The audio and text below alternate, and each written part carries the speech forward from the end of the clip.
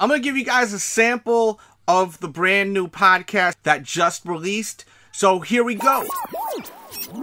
Now, before we get into the Q&A, there's so much to speak about. I mean, there's really so much to talk about. In the past week, we've had so much craziness with Drake and Pusha T. Drake responded to Pusha T's record, Infrared, and really went in. But then Pusha T came back and just went ruthless. Absolutely ruthless. Like on some Negan type shit with Lucille. Just pounded Drake's fucking head in. It was pretty crazy. When I heard it for the first time, I could not believe what he said about 40. Now, if you don't know, 40 is Drake's producer slash best friend who suffers from a serious illness.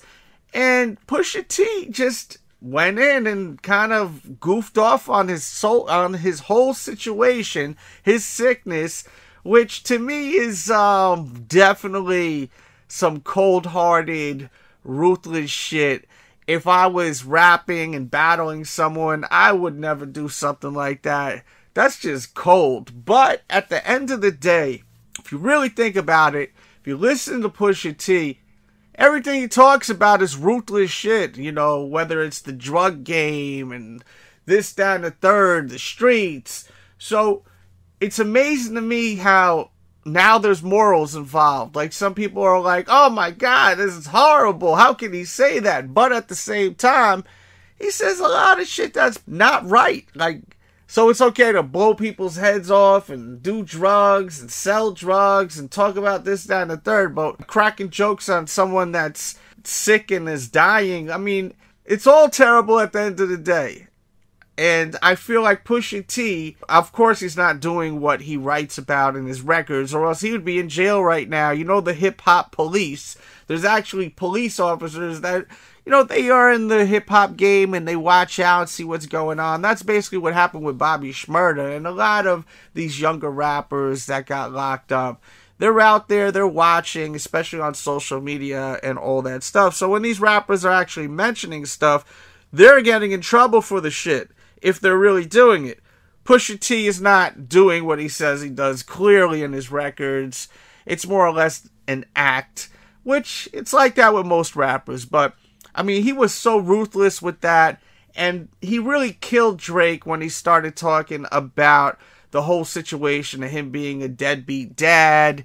That really just, it put Drake in such an awkward situation with it all, you know, because of the fact that Drake, is he that guy to go to the dark side, like on some like Luke Skywalker and Darth Vader shit? Like, do you think Drake could go where Pusha T has gone and just said some real cold-hearted shit?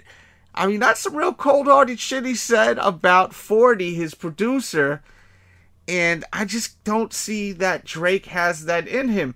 Now, I don't see nothing wrong with that. I mean, I don't really think, and I don't encourage Drake to go that route.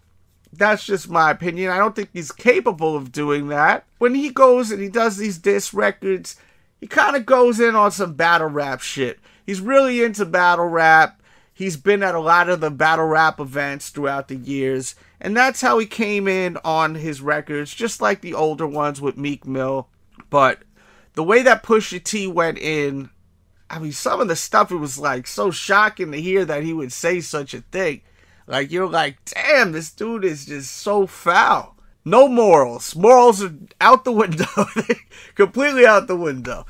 I don't know. Maybe Drake is going to fall back. What can he really say? But at the same time, if Drake falls back, everyone's just going to be in his ass, pause, and throwing out their memes. The memes are crazy right now already about him being a quote-unquote deadbeat dad.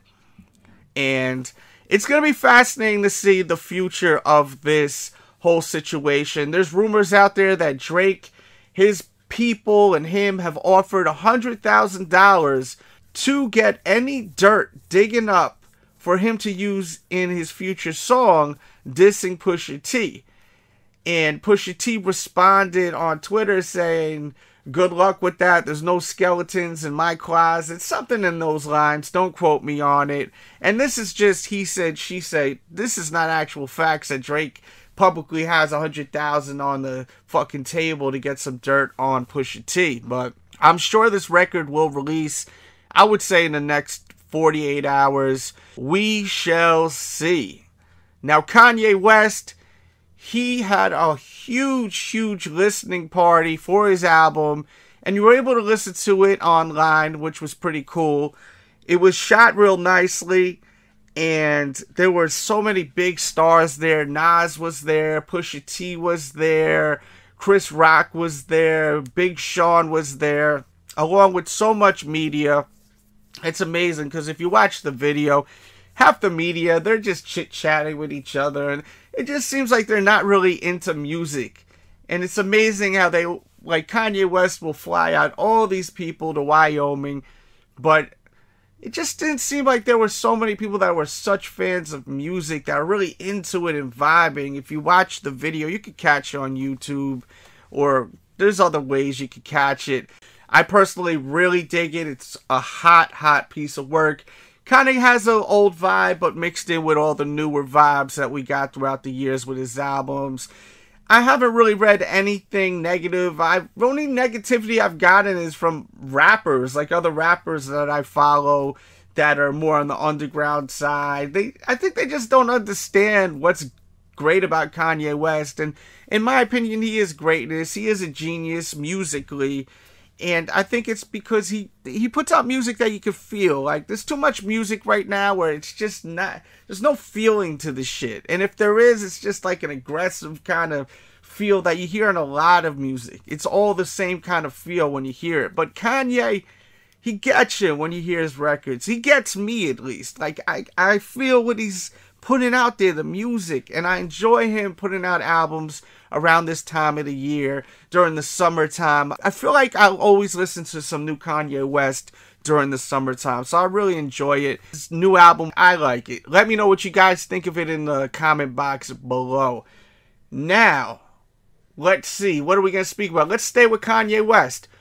1 million pairs, supposedly, will be releasing in a bunch of different colorways. I guess Adidas and Kanye, well, not really Kanye, because Adidas is really the one that makes the decision. I guess Adidas feels like now's the time to let everyone buy their Yeezys. Capitalize and get that money and mass produce the shoe. Now, this is not facts, but this is from that Yeezy Mafia guy on Instagram, Twitter, who actually was banned from Twitter for a little bit, and he's back, and he put this news out there, and he seems to be always right.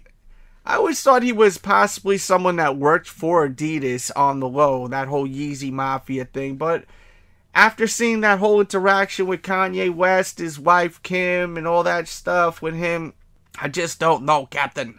But we shall see. I talked to a lot of different people that are resellers, people that are just consumers, fans of sneakers, and, you know, it's the same thing. The resellers are just so pissed off, they're disappointed, and the people that just want their sneakers are just filled with joy. I mean, it's not even a fact yet, but I think it's time, man. I mean, why not capitalize and really take it to the next level where you're selling massive amounts of this shoe, you're making this model and putting it out there, making it like an iconic pair of shoes. You know, the Yeezy really, can the Yeezy be something labeled as iconic if not everyone has it? I don't think so. I think for something to be iconic, it needs to be popular in a sense of people getting it and enjoying it, whether it's music or a movie or a shoe in this case. If it's not in everyone's hands, or in this case, feet, it's not really an iconic thing. Like a pair of Air Force Ones, a pair of Air Maxes. These are iconic shoes. These are legendary pairs of shoes. Just like the Ultra Boost, the Stan Smith, the Adidas Shell Toe Superstars. These shoes are iconic. Everyone can get them. They've been selling for so many years. Now, if they start putting these on the shelves all the time, they're available all the time, will this Adidas Kanye West hype die down? I don't know if it will or not. That's something that I'm curious to hear your opinions on. Plus, at the same time, I'm curious to just see the outcome of this, and only time will tell. I'm definitely excited, and I hope that this is a true thing that's going down. Now, we had game 1 of the NBA Finals, and it went into overtime. And there you go. I gave you guys the first 10 or so minutes of the brand new podcast that is available now. The full podcast is an hour long over at patreon.com/DJ Delz. Keep in mind, there is 12 full episodes over an hour long. Plus, there's DJ mixes and more. Becoming a member, you will unlock everything. Tons and tons of content. So, please, check it out. Give it a chance. Support it. Everyone that is a member absolutely loves it. So, I want you guys to understand that you are missing out. If you love your boy and what he does, you need to be a member today.